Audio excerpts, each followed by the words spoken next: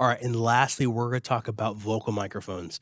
Vocal microphones are probably your bread and butter when it comes to what you're going to be mixing. So, getting your vocal microphone correct for your space is critical here. So, there's a couple different options. There's dynamics and condensers, and there's a plethora of vocal microphones out there from all kinds of manufacturers. But as always, our buddies at Shure created the number one vocal mic, the SM58. The SM58 has been basically the vocal microphone for as long as time can remember because, like the 57, it's a Swiss Army knife when it comes to who it works well on a 58. It's used on just about every major act that's been out, and it still continues to be used because it sounds great. You really can't go wrong with it. It's great at rejecting feedback, it's great at rejecting stage noise, and it sounds good. Now, if you're looking for a tighter pickup patterns because maybe you're on a little bit louder stage or just need that extra isolation, something like the Shure SM87 may be better because it's actually got a tighter pickup pattern. It is a condenser, but it has a tighter pickup pattern, so it actually may work better.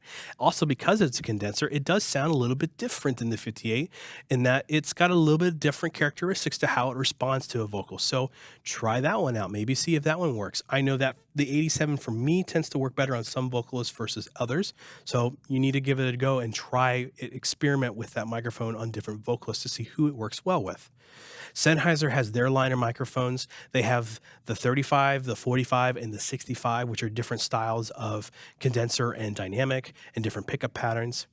You can also get into the higher end market where we're talking things like the Neumann KMS 105, which is a favorite of mine because it's a handheld studio, basically.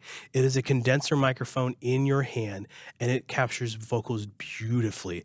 It's got a built in pop filter that gets rid of all the plosives and is really great at picking up the full range of vocals from the lows and mids to really clean highs, and it just sounds wonderful. However, it comes with a caveat that you need to have a decently well-treated stage and the space from the vocalist to the drummer to make sure that we're not picking too much up of those drums because it's very sensitive. You also need to make sure you're working with a vocalist who's very good at staying on mic. These microphones really thrive off of taking advantage of the proximity effect, and so you need to keep their vocals on that mic.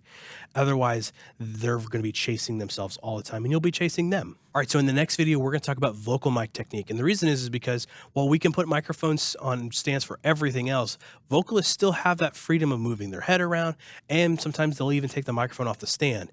And so we need to help them know what they need to do to help us when it comes to getting a good capture of their vocals. So let's go to the next video to talk about that.